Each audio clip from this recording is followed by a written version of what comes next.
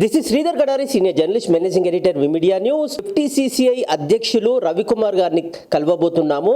హైదరాబాద్ మహానగరంలో ఒక మధ్యతరగతి కుటుంబంలో పుట్టి కష్టపడి చదువుకొని అమ్మ నుంచి, నాన్న నుంచి, గురువుల నుంచి స్ఫూర్తి తీసుకొని అనేక ఉద్యోగాలు చేసి అనుభవాన్ని కడించి ఎఫ్టీసీసీఐ అధ్యక్షులుగా అద్భుతమైన సేవలు అందిస్తున్నారు. రవికుమార్ గారు ఎఫ్టీసీసీఐ అధ్యక్షులుగా సాధించిన విజయాలు, ప్రత్యేకత ఏంటి, గొప్పతనం ఏంటి అనేది ఆయన మాటల్లో విందాం.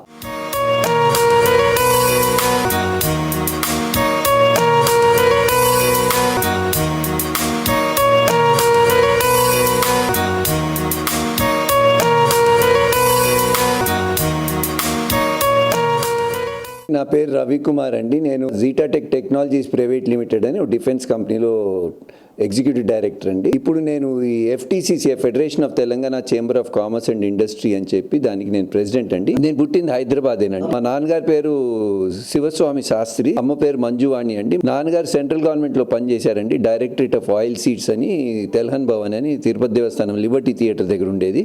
దాంట్లో ఆయన అడ్మినిస్ట్రేటివ్ ఆఫీసర్గా రిటైర్ అయినారు. అమ్మ నాన్నగారి దగ్గర నుంచి నేర్చుకుంది రెండు అండి. ఒక డిసిప్లిన్, టైంకి లేవని క్రమశిక్షణ, ఇలాంటివన్నీ అమ్మ నాన్నగారి దగ్గర చూసి నేర్చుకున్నాను. ఎందుకంటే వాళ్ళు చాలా కష్టపడి పిల్లల్ని పైకి తీసుకొచ్చారు. సో నాన్నగారి కోరిక ఉండేదన్నమాట, ఆయన ఉన్న స్థాయి కన్నా పిల్లల్ని ఇంకా పై స్థాయికి తీసుకెళ్లాలని కోరిక ఉండేది. దానికి మదర్ కూడా సపోర్ట్ చేసింది. సో చిన్నప్పటి నుంచి మేము ఆ గవర్నమెంట్ క్వార్టర్స్లో ఉండేవాళ్ళం. 10th వచ్చేసి ఆల్ సెయింట్స్ హై స్కూల్లో చదివానండి. తర్వాత ఇంటర్మీడియట్ వచ్చి సెయింట్ జోసెఫ్ జూనియర్ కాలేజ్ చేశాను. డిగ్రీ వచ్చేసి నిజామ్స్ కాలేజ్లో చేశానండి. పోస్ట్ గ్రాడ్యుయేషన్ వచ్చి ఉస్మానియా యూనివర్సిటీలో చేశాను. పోస్ట్ గ్రాడ్యుయేషన్ అయిపోయిన తర్వాత అండి గ్లాక్సోలో మెడికల్ రిప్రజెంటేటివ్గా చేరానండి నేను 1986లో. అక్కడ పనిచేస్తూ అక్కడే ప్రమోషన్ కూడా వచ్చిందండి. ఏరియా మేనేజర్గా పనిచేశాను. 2 స్టేట్స్కి చేశాను. తమిళనాడు చేశాను, కేరళ చేశాను, ఆంధ్ర చేశాను, ఇవన్నీ సౌత్ అన్నీ చేశాను. అప్పటి లోపల మా అన్నయ్య ఇండస్ట్రీ మొదలుపెట్టాడండి, జీటాటెక్ అని చెప్పి 1990లో. అన్నయ్య మొదలుపెట్టిన ఇండస్ట్రీకి నేను వచ్చి చేరాను. అన్నయ్యతో పాటు చేరి అన్నయ్య నేను కలిసి, ఆయన పేరు శివకుమారు, అప్పటి నుంచి నడుపుతున్నాం ఇండస్ట్రీ. సో టెక్నికల్ అంతా అన్నయ్య చూసుకుంటారు. మిగిలిన అడ్మినిస్ట్రేషన్ కానివ్వండి, హెచ్ఆర్ కానివ్వండి, ఇలాంటివన్నీ కూడా, ఫైనాన్స్ కానివ్వండి, దీంట్లో నేను సపోర్ట్ చేస్తూ ఇద్దరం కలిసి నడుపుతున్నాం. నేను ఇప్పుడు ఆ కంపెనీలో ఎగ్జిక్యూటివ్ డైరెక్టర్ అండి. చిన్నప్పుడు ఏమనుకున్నా అంటే మొదటి నుంచి కోరిక ఉండేదండి సొంతంగా ఉండాలని చెప్పేసి. సో ఇప్పుడు ఒక కంపెనీకి ఎగ్జిక్యూటివ్ డైరెక్టర్ అయినా అనే ఫీలింగ్ ఆనెస్ట్గా నాకు లేదు. ఎందుకంటే కంపెనీలో మా దగ్గర ఉన్న ఒక 150 ఎంప్లాయీస్ ఉన్నారు.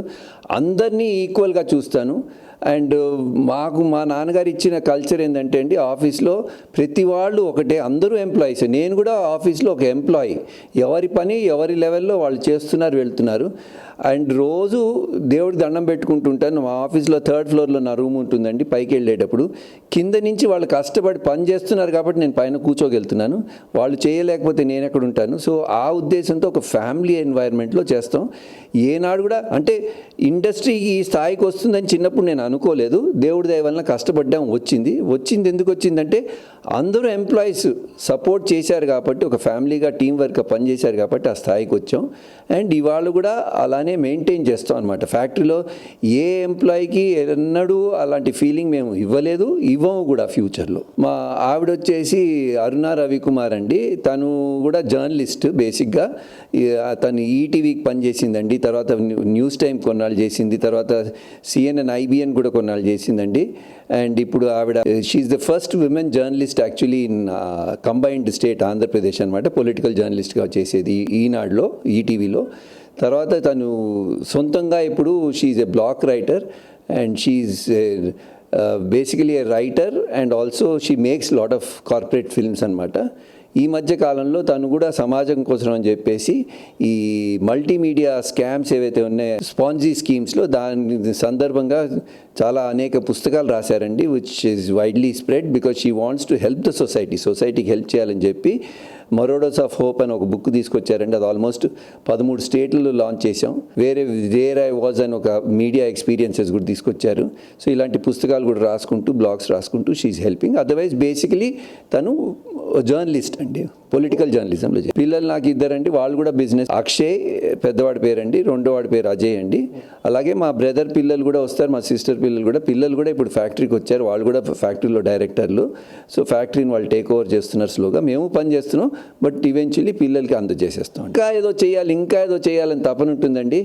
దేవుడి దయ వలన ఇప్పటికీ నేను గ్రౌండెడే. కానీ అలా చూసుకుంటే ఏవో చాలా విజయాలు వచ్చాయి. ఏదొచ్చినా కూడా తల్లిదండ్రులకే మాత్రం అది వాళ్ళ కృషి చేస్తేనే తల్లిదండ్రులు, కుటుంబం కూడా అండ్ సమాజం కూడా చుట్టూతున్న ఎన్వైరన్మెంట్ కూడా సహకరించిందండి.